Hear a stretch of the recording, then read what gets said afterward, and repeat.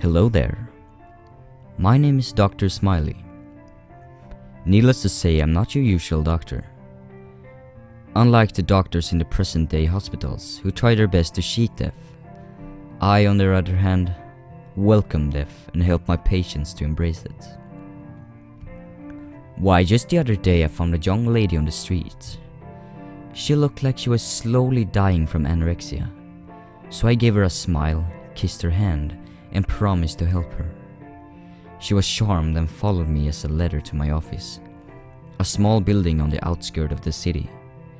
You've probably seen it before, the one with the shutters that are just hanging by a small strip of wood or metal, the white paint slowly chipping off the walls, the one with the plastic and cardboard covering the windows, the one you always assumed was empty. I call this building my home and my clinic. I help all my patients here. After I got back to my clinic with the girl, she was quite frightened. I thought it was cute, like a little mouse. So I just gave her my usual sweet smile and tugged her hand softly, easily pulling her along into my small living room. I let go of her hand and locked the door behind us. She began to panic as she noticed the bloodstains on my old couch. "Oh, don't worry.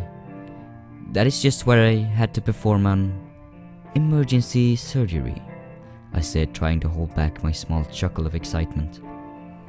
I took her into my operation room and told her to lay on my small operation table.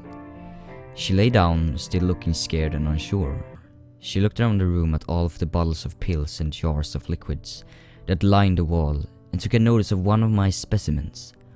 What is that?" she screamed, as she pointed at one of the jars. I looked at the small jar untouched from my work. "Why, that, my dear, is a specimen from my last patient. She had a disease that caused her blood cells to die, and soon her entire body began to shut down." She gasped and sat up. She tried to make a run for it, but fortunately for her, I had just finished filling my syringe with a bluish liquid that I use on all my patients. I swung around, grabbing her wrist and yanking her back, stabbing the needle into her neck and injecting the liquid. "Shh, don't be afraid.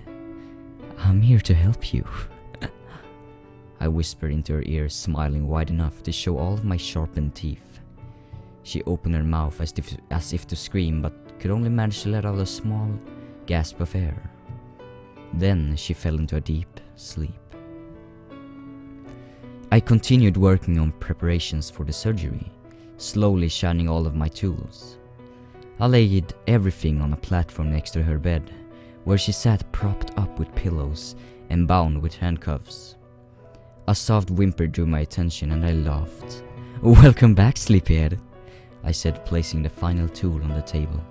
She opened her eyes and started thrashing against her chains. I only tisked. Does she not realize I'm trying to help her? I picked up my scalpel and started working on her. First I cut her up, poking around in her inside. As she bled and thrashed, I usually try to keep them alive while I examine them. It's much more fun that way, seeing the organs try to keep working even when they are exposed to the world. After I cut open her stomach and kidney, I finally grew bored. I cut off a small piece of her flesh and dropped it into a jar. A new specimen for my collection, I thought out loud, smiling widely. She was twitching now, blood dripping from her mouth and eyes rolled into the back of her head. I giggled. I always found their last moments amusing. With that thought, I plunged my scalpel into her still beating heart. Blood oozed from the wound and the girl went limp. I smiled while licking my lips. Another successful surgery.